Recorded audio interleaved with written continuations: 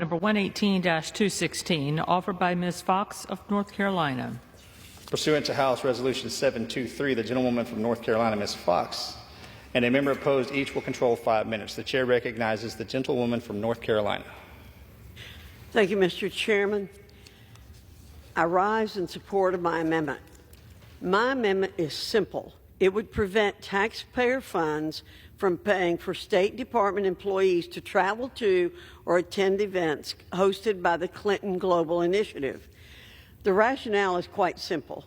The Clinton Global Initiative has engaged in blatant corruption and influence peddling that would make even Hunter Biden blush. In perhaps its most famous episode in 2014, Hillary Clinton approached the Moroccan government about hosting a Clinton Global Initiative conference in Morocco. The Moroccans fronted the money for the event by funneling it through a state-owned enterprise that was extracting and exploiting phosphates from a non-self-governing territory, Western Sahara. This sleight of hand amounted to condoning Morocco's sovereignty over this disputed land. You heard that right. It was cash for sovereignty deal formulated just as former Secretary of State Clinton began her run for president of the free world. This deal was so rotten that even the Huffington Post deemed Fox News' investigation into this matter a, quote, brutal, clean hit on Hillary Clinton's campaign, end quote. Indeed, the Clinton Global Initiative scandals are myriad and include an episode uncovered by the New York Times revealing undisclosed donations linked to the sale of U.S. uranium production to a Russian government agency. As expected, the Clinton Global Initiative was unable to withstand the scrutiny and shuttered shortly after the 2016 campaign.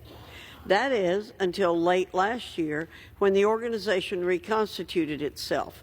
Its operations are no longer dark, and this is the first state and foreign operations appropriations bill considered since its resurrection. It has since morphed into a factory of radical, elitist, woke schemes.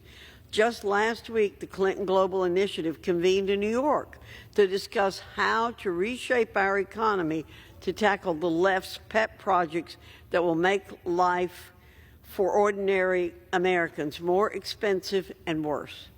Given the State Department's enmeshment with the Clintons and the initiative, we need to send a clear message. No more coordination with the U.S. government. No more conferences with corrupt governments at the expense of the oppressed people of the globe. No more representation and participation by the State Department. An end to its commingling with official policy.